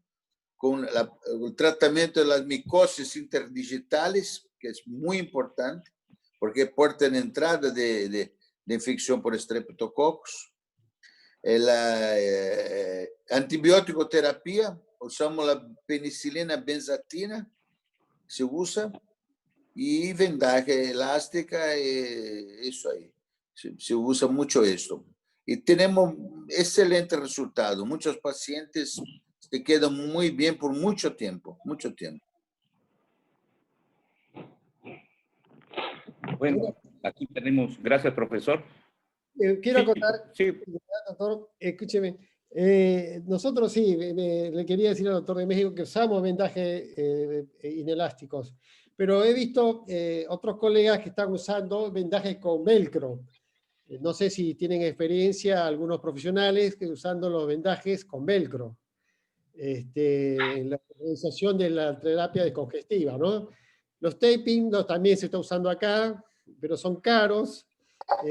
En cuanto a los vendajes con velcro, si lo están realizando en otros países. Como eu disse, aqui nós temos o Circade, que é um dispositivo com velcro, inelástico. Esse funciona, eu creio que é muito interessante, porque você pode ajustar diariamente, se pode ajustar. Mas não é custoso, não é uma coisa muito econômica. ¿Cómo? Mas funciona muito bem. Funciona muy bien. Eu tenho alguns pacientes que utilizamos esto. Aparte certamente de la terapia descongestiva, de masaje, etc. Todo más. Bueno, aquí tenemos una... Sí, doctor. Por favor, doctor. Aquí tenemos una pregunta de la doctora Viviana Núñez, que nos pide, por favor, para diferenciar entre linfedema, lipedema y edema por insuficiencia venosa. Si gusta, yo lo puedo contestar, doctor. Sí, el diagnóstico diferencial entre linfedema, flevedema y lipedema es muy sencillo.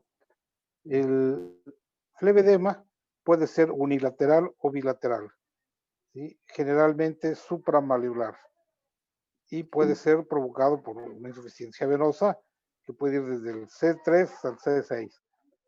El lipedema es por una degeneración del sistema graso, es de tipo congénito, siempre simétrico, se ve en la pubertad, de preferencia en el sexo femenino, y respeta la parte inframaleular. Los pies sin edema, de los malleolos hacia arriba, hay edema. Este sí duele, hay equimosis, y principalmente tiene la característica de la piel de naranja o de almohada o de cortinas, de pliegues de cortina. Comúnmente en los spas o en los lugares de estética lo confunden con celulitis, pero no, ese es el lipedema. Y el linfedema El linfedema puede ser unilateral o bilateral y no respeta la parte inframalular. No duele cuando es un linfedema puro. Puede doler una vez que ya hay aumento de volumen significativo y que ya está lesionando ligamentos, articulaciones, músculos, tendones, no sé. Pero el linfedema puro no duele. Y como les digo, puede ser unilateral o bilateral. Generalmente al principio puede dejar fobia, después no. Y algo muy importante, en cualquiera de los tres casos, jamás darles diuréticos. Otra cosa que quería recalcar, aparte del diagnóstico diferencial, lo que decía el doctor Chichón al principio, que un linfedema, perdón, un flevedema no es únicamente puro venoso. Ya en la actualidad hay que considerar que el flevedema siempre va acompañado de un linfedema. Ya el doctor Roy nos explicó muy magistralmente cómo hay esa fuga plasmática en el intersticio, esa sobrecarga que el capilar linfático no puede drenar, no se satura y viene un flebolinfedema. En un C5 del CEAP, C6 casi por lo general va acompañado en forma mixta. Ustedes pueden ver pacientes con una úlcera activa, la cual el paciente dice, oiga doctor, no me deja de llorar, la pierna me sale agua. Eso es linfa. ¿Por qué? Porque está comprometido el sistema linfático por sobresaturación de toda esa fuga plasmática que tienen los capilares arteriovenosos. Entonces, es la forma que se puede hacer el diagnóstico diferencial y definitivamente tratarlo siempre en una forma mixta después del C4 o C5. ¿Está bien? Muchas gracias, profesor Baruch. Gracias. ¿Alguien más quiere aportar, por favor? Doctor Roy, lo escuchamos. Bien, quería hacer un poco la mención de algo muy importante dentro de las patologías de las que estamos hablando en esta jornada. Es algo que nos mencionaba mucho el doctor Correa, que es la anamnesis. Recordaba que el doctor Siuchi, cuando lo escuché una vez, mencionaba que es una enfermedad de un fácil diagnóstico, difícil tratamiento, pero imposible curación. Yo voy a contar un caso de una paciente que llegó hacia mí, pero ella había ido por sendos médicos, los cuales, y me hizo recordar justo la mención del doctor Baruch, le habían dado diuréticos. Veían pierna grande, diuréticos, pierna grande y diuréticos. Llegó hacia mí y bueno, yo, como lo he dicho abiertamente, mi maestro es el doctor Baruch. Yo seguí todos los consejos que él me enseñó en determinado momento. Usé kinesiotapes, usé también, en ese caso, uso de fármacos, diosmina esperidina, y el paciente que vino sin poder ponerse un calzado, a las 2 semanas me dijo, doctor, ya puedo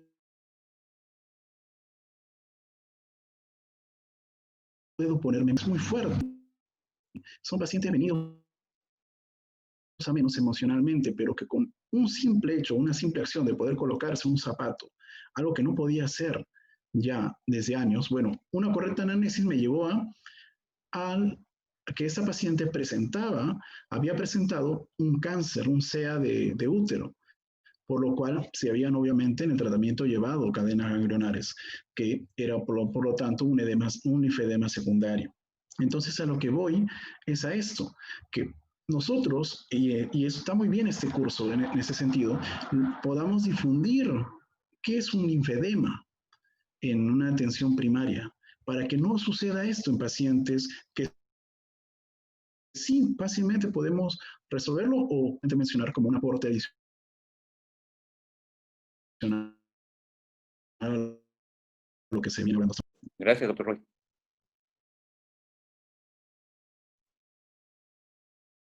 Doctor Escuderi, ¿algún comentario? Eu queria teología como que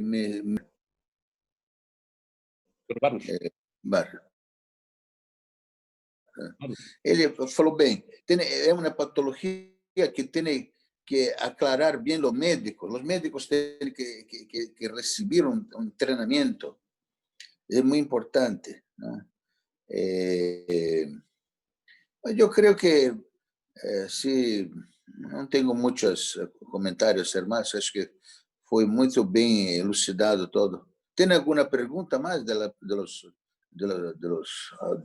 No, solamente teníamos esa pregunta. Una cosa que yo quería remarcar es que porque todos los edemas de larga duración venosos acaban se transformando en un linfedema. Tiene un comprometimiento linfático, porque la circulación linfática fue mostrada bien claramente. Es una circulación accesoria al retorno venoso. Entonces, hace parte del sistema. Si usted tiene una insuficiencia venosa crónica de larga duración, fatalmente va a comprometer el sistema linfático. Entonces, el linfático siempre va a estar comprometido. No se puede pensar en tratar una insuficiencia venosa sin pensar en el linfático. Ahora, una cosa muy interesante que gostaria também de falar com relação ao tratamento de las varices, porque durante muitos anos se hizo fleboextracciones, ¿no?, de las varices y se hacía los stripping de las afenas. Y los stripping de las afenas acarretaba en linfedemas secundarios y atrogénicos, porque la remoción de las afenas con el fleboextractor la cabeza lesaba los linfáticos. Entonces, era mucho común tener linfedema post-stripping. Con las técnicas más nuevas, modernas de tratamiento, como la endovasculares y mismo la escleroterapia con el PUMA, este tipo de problemas se redució mucho.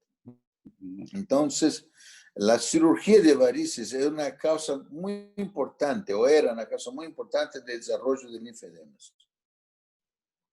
Tenemos muchos casos ya descritos hasta de mini incisiones como lesiones de microlinfáticos en pacientes que tenían una hipoplasia de linfático y que desarrollaban linfedema post-cirugía. Entonces, era una complicación. Felizmente, con estas nuevas técnicas de espuma, especialmente de espuma y de endovasculares, como láser, radiofrecuencia, la cianocrilato, etc., tuvo una decreción muy importante de linfedemas secundarios. Gracias, profesor. Doctor Chinchón, Sí, ¿algún comentario? Sí, yo quiero acotar algo más. Generalmente nosotros, yo lo hablo como cirujano cardiovascular y veo más pacientes venosos que por linfedema de otra etiología. Debemos de incidir en tratar de llegar a un diagnóstico precoz cuando este linfedema se está empezando, ¿no? Estamos hablando del flebolinfedema. Pero como lo decía el doctor Díaz en su exposición, mientras va pasando las etapas, ya se van quemando cierto tipo de tratamientos que podemos hacer. ¿Y por qué? Porque en la exposición que dieron los ponentes, se ve que al momento de retenerse tanto los radicales libres, tanto las proteínas de alto peso molecular, ciertas cosas que se quedan en el intersticio, van a provocar una inflamación crónica. Y esta inflamación crónica va a dañar los capilares linfáticos. Entonces, si nosotros en el transcurso de esta insuficiencia linfática que se está iniciando, no tomamos primero las medidas correctivas, no hacemos un buen diagnóstico y permitimos que esta inflamación siga progresando, va a llegar un momento en que la organización estructural tanto de los capilares linfáticos, de las líneas de anclaje, van a impedir de que este sistema linfático pueda hacer su función. Y ya ahí va a haber un poco de dificultad por más tratamiento que le demos, hasta podemos hacer drenaje manual, pero de repente no va a funcionar tanto como cuando el sistema linfático no esté completamente alterado. Entonces, nuestra labor fundamental debe ser llegar a un diagnóstico y no, como dijeron, dar solamente medicina, pierna está hinchada, darle diurético o verlo, sino tratar de buscar y llegar al diagnóstico del sistema linfático, porque como estamos viendo, el manejo es completamente diferente a un problema venoso. Ya podemos usar el drenaje manual o la terapia de compresión intermitente o también el vendaje inelástico, pero creo que nuestra labor como médicos, ya sea de primer nivel o médicos flebólogos o médicos especialistas en cirugía, tratar de poder llegar a este diagnóstico de manera precoz y evitar que el paciente pueda llegar a esas etapas tan feas como se puede llegar a la elefantiasis, ¿no? Ese era el aporte que tenía Carlos. Gracias, doctor Luis. Acá tenemos una pregunta. En presencia del linfedema, ¿podemos tratar la insuficiencia de la vena safena con cualquier técnica? ¿Quién quiere responder?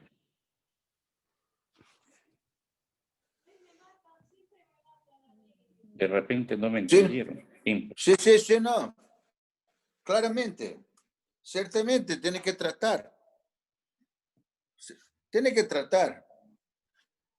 ¿Espuma o...? Tiene que tratar. Perfecto. No se puede como debe.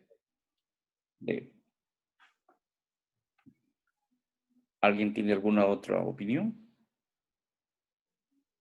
Sí, definitivamente sí se debe de tratar.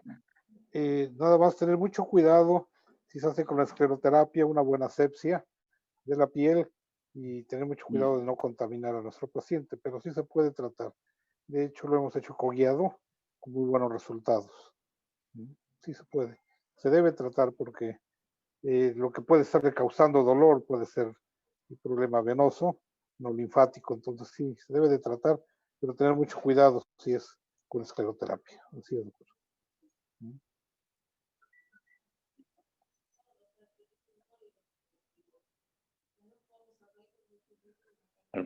¿Algún comentario más? Yo quería hacer una pregunta. Tengo un colega que es vascular. Si él está usando la cirugía de linfático venosa para para el tratamiento del linfedema, ¿qué resultado tiene? Porque nosotros, en mi época, cuando empecé con mi carrera de flebólogo, operábamos con lupa. Estoy hablando hace muchos años. Y la mayormente que las terminaciones que hacíamos linfovenosas terminaban ocluidas. O los trasplantes ganglionares, sacábamos de la parte axilar para la parte inguinal, resectiva, si no nos da muy buen resultado. No sé si el doctor está manejando, el doctor Chichón, ¿no? Sí. Las cirugías para el linfedema.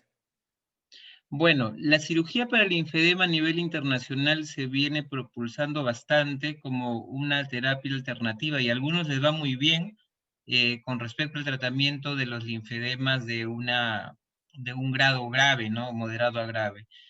Les soy sincero, acá en el Perú no hemos tenido formación para tratamiento quirúrgico del linfedema, pero justo hace un año y medio vino un doctor que es peruano que se preparó en Corea, donde creo que ahí hacen un montón de cirugías, y el doctor tiene bastante especialización con respecto al manejo, y nos mostró en la exposición en lo que hubo, y los resultados son bastante buenos.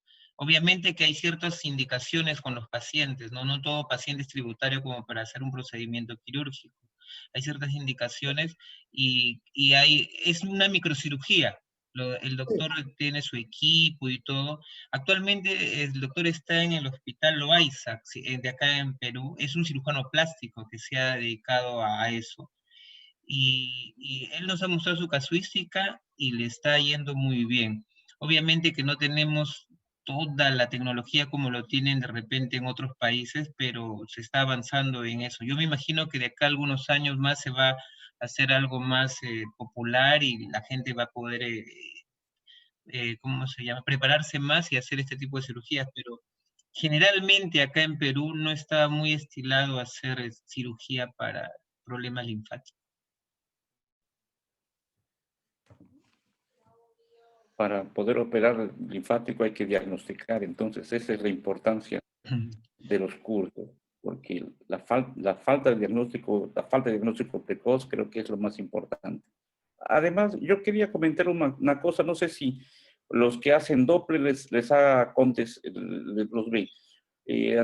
Cuando uno ya tiene un C4, C5 sobre todo y C6, uno ve ya una presencia de linfangiosclerosis en las piernas, pero difícilmente se relatan en los informes médicos ecográficos. Solamente uno habla sobre la insuficiencia de la vena safena o de las tributarias o de la parva, pero no colocamos y tampoco se pone. Yo una vez hice un trabajo de investigación y yo quería colocar un color amarillo a esa parte. ¿Por qué? Porque el médico se guía por lo que ve. Cuando uno hace su cartografía, debería colocarse que realmente existe esa linfa, ese edema, que explique, porque eso nos haría, creo, pensar más, porque la mayoría de vasculares o flebólogos solamente tratan venas, se olvidan del sistema linfático. No sé si ustedes que hacen ultrasonografía les ha pasado eso, que ven ese líquido, pero difícilmente se informa. Y eso es un flebolinfedema, ¿no?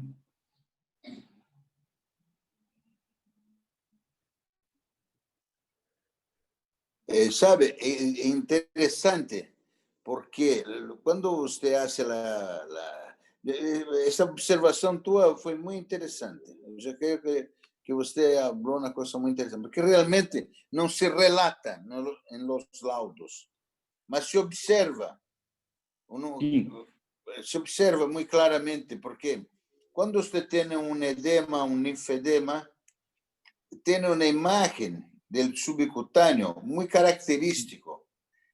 Yo compararía aquel como nubes. Tiene, ¿cómo se dice en español? Las nubes del cielo. Sí, sí, es como pequeños vacíos, ¿no? Es una imagen muy característica del edema.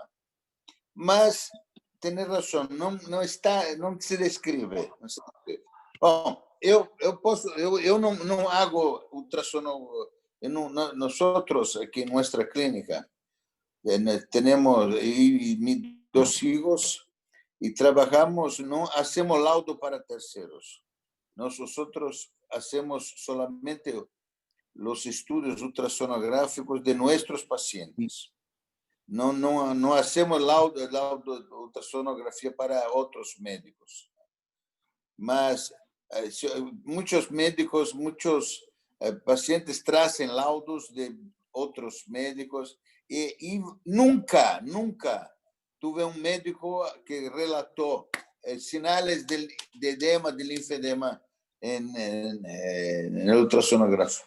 No, tiene razón, muy bien observado. Es que ni siquiera, por ejemplo, yo una vez le puse linfangiosclerosis, pero que no existe realmente un término para uno referir al edema subcutáneo. Sí, y generalmente uno ve C4, digo en C5 y C6. Y generalmente ve una perforante asociada con eso. Y eso sería interesante ver. Doctor López, sin embargo, nosotros que hacemos ecografía, ponemos edema de partes blandas. Eso sí, esto que se suele poner, sin embargo, no está, si no me equivoco, en el consenso de la UIP, no se encuentra, si no me equivoco. Por ello, todavía no se ha llegado a catalogar. Pero sí, creo que hasta el momento lo que nosotros ponemos es edema de partes blandas, ¿no? Eso sí. Y eso debería Es una buena idea para poner en el próximo consenso de la OIP, para que se ponga esta información, es muy importante. Bien observado. Y pintar de otro color, por ejemplo, amarillito, para que diferenciarlo de todos los colores.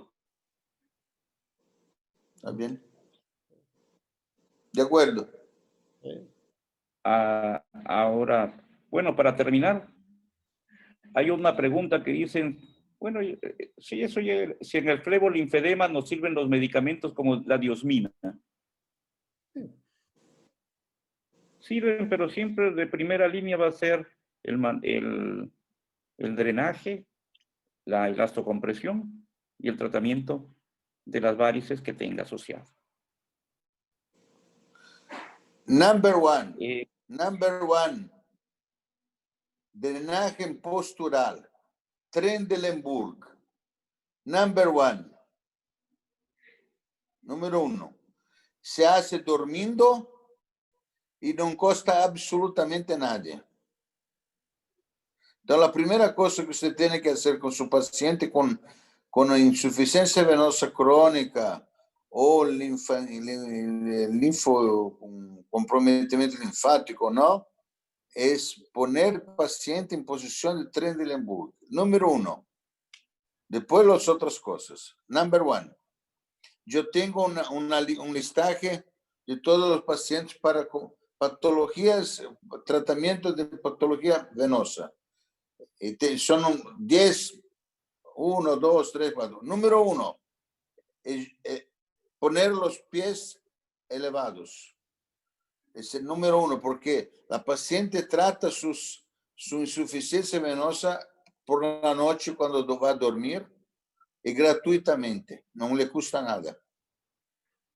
Mejora mucho. El edema inicial regride completamente por la noche. Hago esto. Gracias, profesor. Para terminar, palabras del doctor Roy. Bien, una de las cosas que solemos escuchar es la baja incidencia de las enfermedades linfáticas. Yo creo que esto también está en relación a que no hay un correcto diagnóstico y se deben escapar un porcentaje bueno de enfermedades linfáticas que no son tratadas. Por lo tanto, estoy seguro que en la región es de manera similar. Se habla de baja incidencia, pero esto también tenemos que tomarlo con pinzas.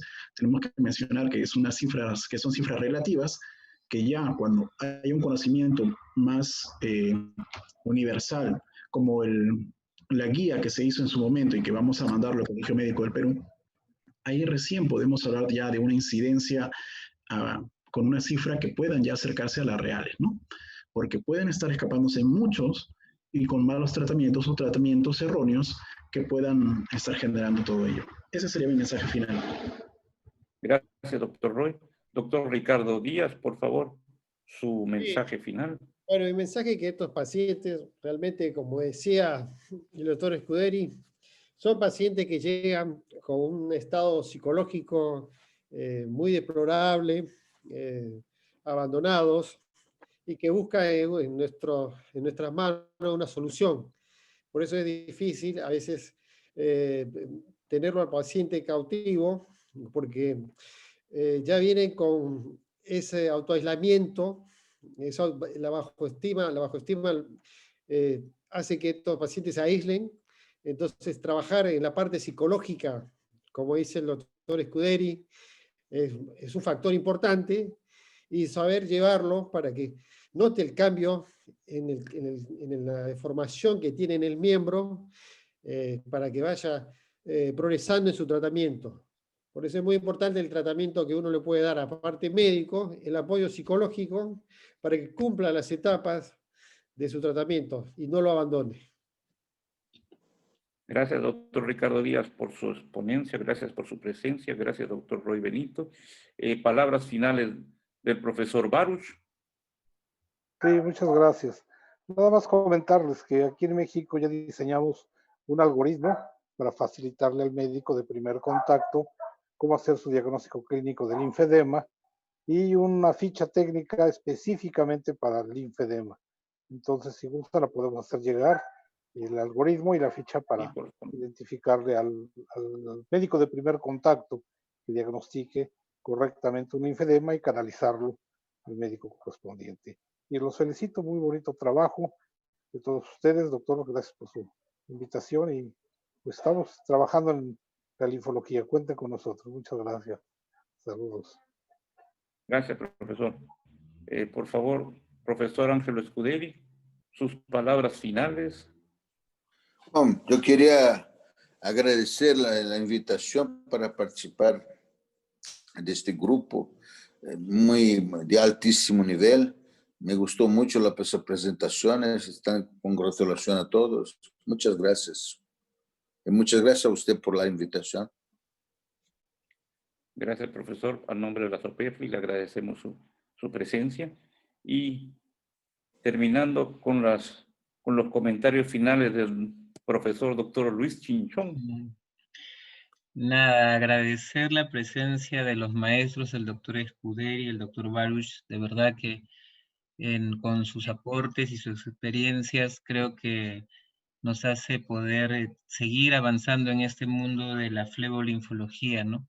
Los expositores, excelente cada uno de los tópicos que ha tocado. Creo que está en cada uno de nosotros poder haberlo escuchado, asumido y poder empaparnos un poco más de este mundo de la linfología en beneficio de nuestros pacientes, ¿no? Para que cada charla, cada congreso que podamos aportar un poquito más en beneficio de nuestros pacientes. Muy agradecido con todos ustedes. Gracias, doctor Luis Chinchón. En nombre de la Sociedad Peruana de Flebología, agradecemos la presencia de todos los colegas. Gracias por habernos acompañado, gracias por haber a los panelistas.